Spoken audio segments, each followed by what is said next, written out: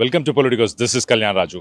ప్రస్తుతం మనం మూసాపేటలోని మైసమ్మ చెరువు దగ్గర ఉన్నాం. మనం చూసుకుంటే ఏదైతే ఇప్పుడు హైడ్రాకి సంబంధించి ఏదైతే ఆక్రమణలు ఏవైతే ఉన్నాయో, ఆక్రమణలు ఏవైతే ఉన్నాయో, ఎంక్రోచ్మెంట్స్ ఏవైతే ఉన్నాయో వాటి మీద హైడ్రా దాని కొరడాన్ని జులిపిస్తుంది. దానిలో భాగంగానే ప్రజలకు సంబంధించిన ఆస్తులని ప్రజలకి అందించే ఒక కార్యక్రమాన్ని మనం పొలిటికోస్ ద్వారా కూడా మనం ముందుకు తీసుకెళ్లే ప్రయత్నం చేస్తున్నాము. ఆ ప్రయత్నంలోనే ఇవాళ మనం ఇక్కడ మైసమ్మ చెరువుకి రావడం జరుగుతుంది. మనం చూసుకుంటే కనుక మనకు లెఫ్ట్ సైడ్లో మైసమ్మ చెరువు ఉంది. యాక్చువల్గా మైసమ్మ చెరువు అనేది ఒక 80 ఎకరాలకు పైగా ఉండాల్సిన చెరువు. ప్రస్తుతానికి అది ఒక 20 ఎకరాలు మాత్రమే, సుమారు ఒక 24 ఎకర్స్ మాత్రమే ఇప్పుడు ప్రస్తుతానికి మనకు ఇక్కడ కనిపిస్తుంది. మనం చూసుకుంటే కనుక యాక్చువల్గా కాముని చెరువు అని ఒక పైన ఇంకొక చెరువు ఉంటుంది. ఆ చెరువు వచ్చేసి ఏదైతే కాకతీయుల సమయంలో కాకతీయులు వాళ్ళు గొలుసు కట్టు చెరువులను ఎలా కట్టించారో అలాంటి 2 చెరువులు ఇవి.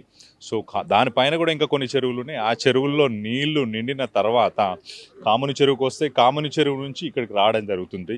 ఈ రెండింటికి మధ్యలో ఏదైతే ఒక ఏరియా ఉందో దాన్ని జీవోని కూడా మార్చుకొని ఇక్కడ మనం పక్కనే చూసుకుంటే కనుక హై రైజ్ అపార్ట్మెంట్స్ కూడా కనిపిస్తున్నాయి.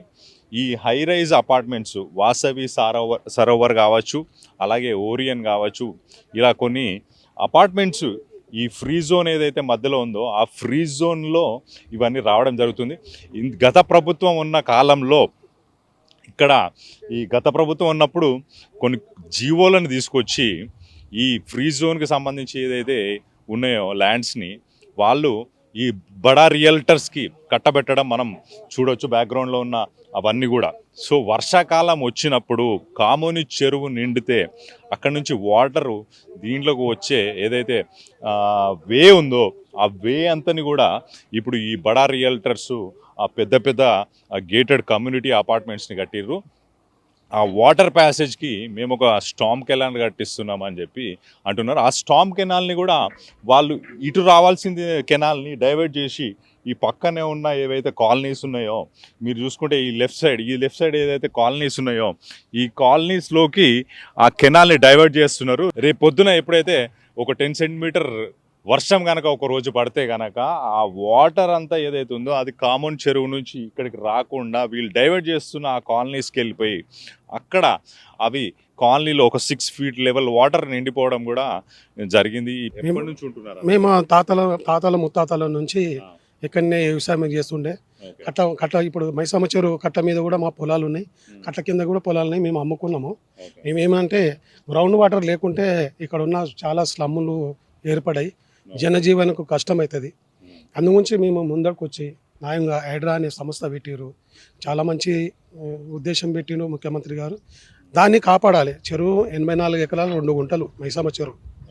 దానికి బబ్బర్ జోన్లు ఉంటాయి. చెరుకు ముంగట బబ్బర్ జోన్ 30 మీటర్ల దూరంలో ఎలాంటి కన్స్ట్రక్షన్ చేయొద్దు.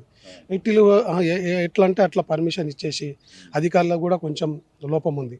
ఇరిగేషన్ డిపార్ట్మెంట్ కానీ, మండల డిపార్ట్మెంట్ కానీ, మున్సిపల్ డిపార్ట్మెంట్, ఈ 3 డిపార్ట్మెంట్లకని పర్మిషన్ ఎలా వచ్చింది?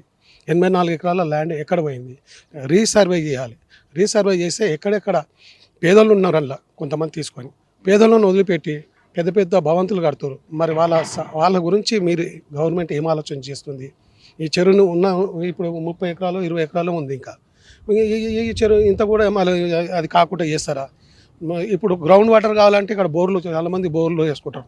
మొన్న సమ్మర్లో వర్షాలు కొంచెం తక్కువ పడితే వాటర్ ట్యాంకర్లతో తెప్పించుకొని నానా బాధలు పడ్డాయి. ట్యాంకర్ తెప్పించాలంటే కూడా స్లమ్లలో ట్యాంకర్ పోని పరిస్థితి, గల్లీలలో పోవు. ఈ చెరువు ఉంటే మాకు చాలా సేఫ్ ఉంటుంది, గ్రౌండ్ వాటర్ వస్తుంది. ముఖ్యమంత్రి రేవంత్ రెడ్డి గారికి మేము వినియోగించేది ఏమంటే మా మైసమ్మ చెరువును కాపాడాలి. 84 ఎకరాలు 2 గుంటలు ఎక్కడెక్కడ ఉన్నది రీసర్వే చేయించి దానికి ఎవరైనా అక్రమ ఇన్సూర్ అంటే దాన్ని ఏం చర్య తీసుకుంటారు దాన్ని మాకు తెలియపరచాలని విజ్ఞప్తి చేస్తున్నాం. మా తాతలు ముత్తాతలు ఇక్కడ గుట్టలు ఉండే, ఆ గుట్టలు కొట్టి మేము కంకర, గనేటు, డంగు బిల్లలు, మళ్ళీ ఈ బాయిలకు ఈ చెరువులకు కొట్టి ఇంట్లో నీళ్ళు మేము తాగుతుంటిమి. మా జాగాలు కూడా అక్కడ మాకు ఇవ్వమంటే ఇస్తలేరు. నీది ఏడుందిరా అని ఆ నంబర్ ఉంది. మండలతోటి వాళ్ళతోటి ఆర్టీ ఆఫీస్ అన్నీ తిరిగితే కూడా వాళ్ళు కొనేస్తున్నారు. మా జాగ ఉంది, ఆడ గుడి ఉంది. కాముని చెరువు నుంచి నీళ్ళు ఇళ్ళకి వచ్చాయా? కామిన్ చెరువు నీళ్ళు ఇంట్లోకి వచ్చి ఈ చెరువు ఆ చెరువు నీళ్ళు ఆనుకుంటుండే ఇట్లా అంత అంత నిండిపోయాయి. అంత రెండిపోయేది అంత. ఇవి ఆ నీళ్ళు ఈ నీళ్ళు అన్నీ కలుస్తుండే. ఆ గుట్టని వలగొట్టిరు, ఇండ్లు మొత్తం వేసేసి కట్టేసిరు.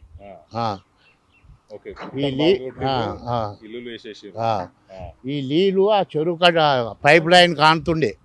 ఆడ మాంజర పైప్ లైన్ ఉంది, దాని పక్కకు రైలు కట్ట ఉంది, దానికి ఇది అలుగుతుండే నీళ్ళు. అక్కడ దాకా పోయేది, ఇక్కడికి వెళ్ళి వరి పొలాల దాకా కామించారు. ఈ నీళ్ళు అన్నీ కలుస్తుండే మంచిగా. మేము ఇక్కడ గుట్టలు కొట్టి ఇంట్లోనే నీళ్ళు తాగుతుంటే. మహేందర్ రెడ్డి అని ఇక్కడ ఆయన కార్పొరేటర్కి ఇక్కడ చేస్తున్నారు ముసాపేట్లో. అన్న వెల్కమ్ టు పొలిటికోస్ అన్న. అన్న అసలు ఏం జరిగింది, ఏం జీవో తీసుకొచ్చిండ్రు, అసలు చెరువు రూపురేఖలు ఇంతకుముందు ఎట్లుండే, ఇప్పుడు ఎట్లా మారినాయి? నేను అక్కడ ఆ చెరువు అంటే కాముని చెరువు మళ్ళీ మైసమ్మ చెరువు, రెండు చెరువుల మధ్యలో మా పొలం ఉండేది, నా అన్సిస్టల్ ప్రాపర్టీ. నేను కూడా అప్ టు 2005 వరకు అక్కడ మేము వ్యవసాయం చేస్తాం. స్వయంగా నేను కూడా చేసిన బోరి పండిస్తుంటే మేము.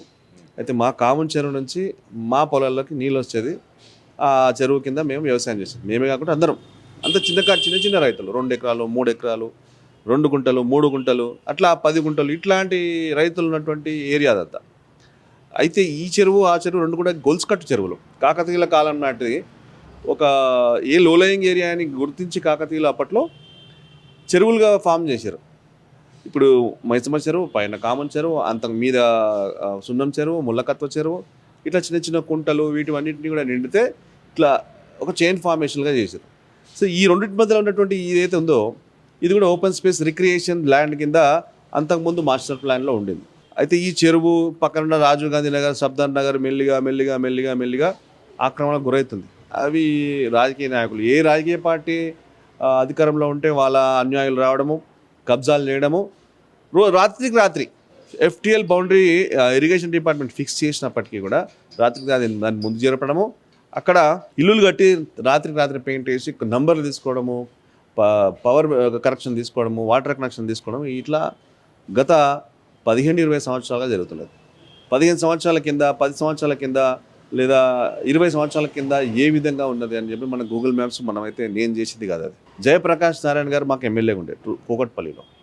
వారు అధ్యయనం చేసి దీన్ని కట్టడి చేయాలని చెప్తే వాళ్ళ మీద చాలా అభియోగాలు, బాగా వ్యతిరేకత వచ్చింది.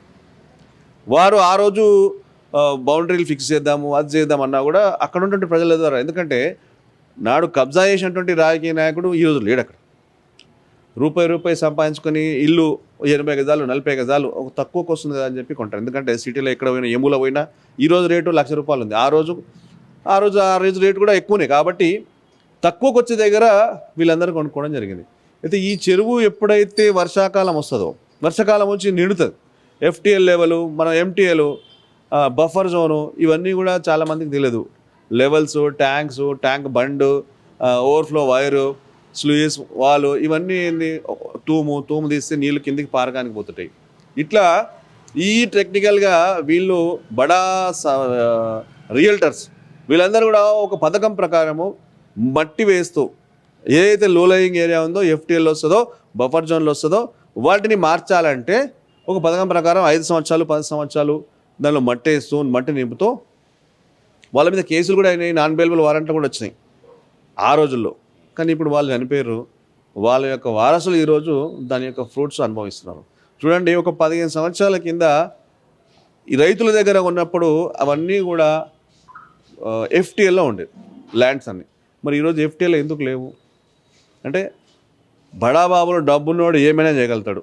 FTLని మార్చేయగలుగుతాడు, ఓపెన్ స్పేస్ రిక్రియేషన్ జోన్ని తీసేసి రెసిడెన్షియల్ జోన్ చేయగలుగుతాడు. ఈ చెరువులో కబ్జాలు మాత్రం గత 10 సంవత్సరాలుగా తెలంగాణ వచ్చిన తర్వాత మా దగ్గర మా ఎమ్మెల్యే కృష్ణారావు గారు గెలిచిన తర్వాత వారి అన్యాయులు దాన్ని 3 times ఇంక్రీజ్ చేసి చెరువుని ఇంకా ఎక్కువ కబ్జా చేయడం జరిగింది. మీరు 2003, 2004 లేదా ఒక 5 years గ్యాప్ తీసుకొని గూగుల్ మ్యాప్స్ కనుక మీరు తీస్తే మీ అందరికీ తెలుస్తుంది ఒక పథకం ప్రకారం. అయితే నేనేమంటానంటే ఇది ఎక్కడో చోట ఆగాలి. దీన్ని ఆపాలంటే కేవలం కబ్జా చేసినో లేకపోతే ఇంకోనో లోపల వేయడమో దాన్ని కూలగొట్టడం కాదు. కబ్జా చేసినప్పుడు దానికి పవర్ కనెక్షన్ ఇచ్చినటువంటి అధికారిని కూడా లోపల కేసులు బుక్ చేయాలి, వాళ్ళని కూడా దాన్ని బాధ్యత చేయాలి. రోడ్ వేసిన జిహెచ్ఎంసీ అధికారులను బాధ్యత చేయాలి. ఒకవేళ దాన్ని ట్రాన్సాక్షన్ చేసి ఒక రిజిస్ట్రేషన్ కనుక చేస్తే ఆ ఎస్ఆర్ఓ సంబంధిత ఎస్ఆర్ఓ కూడా దాన్ని బాధ్యత చేయాలి. అక్కడ అది జరుగుతున్నా కూడా చెరువు కబ్జా జరుగుతున్నా చూసినటువంటి ఇరిగేషన్ అధికారిని బాధ్యత చేయాలి. ఇవన్నీ తనతో చూస్తూ కళ్ళు మూసుకున్నటువంటి రెవెన్యూ అధికారిని కూడా బాధ్యత చేయాలి అని చెప్పి నేను గట్టిగా అంటా. ఈరోజు ఏమైనా హైడ్రా కనుక వచ్చి అక్కడ ఉన్నటువంటి ఇళ్ళను కూలగొడితే నష్టపోయేది పేదవాడు. ఆ రోజు అమ్ముకున్నటువంటి బడా బాబులు అందరూ బాగానే ఉన్నారు, డబ్బులు తీసుకుని పక్కన జరిగిపోయారు. బాగా వర్షాలు పడినప్పుడు ఈ కామన్ చెరువు మైసమ్మ చెరువు రెండు కూడా ఒకే చెరువులాగా అనిపిస్తుండే. ఇక్కడ చూస్తే కనుక మనము మైసమ్మ చెరువుది గవర్నమెంట్ ల్యాండ్ ఏదైతే వచ్చిందో 138 acres వాళ్ళు ఆ రోజుకి సర్వే చేసినప్పుడు ఇది 141 acres దీనిలో పట్టా ల్యాండ్ ఉంది. టోటల్గా మొత్తం కలిపి 279 acres 37 గుంటస్ అని చూపించారు. 10 సెంటీమీటర్ల వర్షం పడింది అనుకో ఈరోజు, నేను చెప్తున్నా అక్కడ కడుతున్నటువంటి వాసవి సరోవర్ నీళ్ళల్లో ఉంటుంది. ఇది 2010లో మనం గూగుల్ ఎర్త్ మ్యాప్స్ తీసుకుంటే కనుక ఇది కామన్ చెరువు, ఇది మైసమ్మ చెరువు. ఈ చూడండి, ఇది మనం కాన్సన్ట్రేట్ చేయాల్సినటువంటి ప్లేస్. ఇక్కడ నుంచే మనకు ఎన్క్రోచ్మెంట్స్ బాగా పెద్ద ఎత్తున జరిగినాయి. ఇది 2023లో జరిగినటువంటి 2023 ఇది కామన్ చెరువు, ఇది మైసమ్మ చెరువు. ఈ ఎంక్రోచ్మెంట్ చూడండి, ఈ ఎంక్రోచ్మెంట్ చూడండి, రాళ్ళు రప్పలు గుట్టలు ఉన్నట్టు. ఇది దీనికి సంబంధం లేదు, ఈ ఏరియానే. ఇదంతా కూడా కంప్లీట్గా ఈ ఏరియా మొత్తం కూడా చెరువులోకి వచ్చింది. ఇక్కడ దాకా వచ్చేసినాయి. ఇదంతా ఓపెన్ స్పేస్ రిక్రియేషన్ జోన్ కింద పెట్టారు. ఎందుకంటే ఈ రెండు చెరువులు నిండినప్పుడు ఈ మధ్యలోకి వచ్చేటువంటి వాటర్ ఇది. ఇప్పుడు ఒకసారి మీరు ఈ ఫోటో గమనిస్తే ఈ రెండు చెరువుల మధ్యలో 2020లో వర్షం మనం చూసాం ఎట్లుందో పరిస్థితి. ఇప్పుడు ఈ రోజే ఇక్కడే సరోవరం అని చెప్పి కడుతున్నారు. ఇది నిజంగా సరోవరం, ఎందుకంటే వాటర్ వచ్చి నిండి వాడదు కాబట్టి. వాసవి సరోవరం కడుతుంది. పాపం మనకు తెలియక మనం బిల్డింగ్లు కడుతున్నాం అనుకుంటున్నాం, వాళ్ళు ఆ సరోవరమే చూడండి. ఇప్పుడు నేను చెప్తున్న పాయింట్ ఇక్కడ, ఇది 2020 అక్టోబర్ 14 నాడు పొద్దున్న తీసిన విజువల్. ఆ రోజు రాత్రి అంతా పెద్ద వర్షం పడింది. నేను ఇదైతే ఫోటో ఉందో ఇగో ఈ స్పాట్లో తీసుకున్నటువంటివి. ఈరోజు ఎఫ్టీఏలు, బఫర్ జోను, ఎంటీఎల్ అని చెప్పిండే నేను. ఇగో ఈ ఫోటో చూస్తే మీకు అర్థమవుతుంది. ఇట్లా మట్టి పోస్తూ కొద్దిగా ఆక్రమణలు అన్నీ చేస్తూ ఎఫ్టీఎల్ పరిధిని మార్చుంటారు అనమాట. ఇదంతా కూడా ఇటు ఓరియానా టవర్స్ ఇప్పుడు ఏదైతే కడుతున్నారో ఈ పక్కనే ఓరియానా టవర్స్ రెండు నిర్మించడం జరిగింది.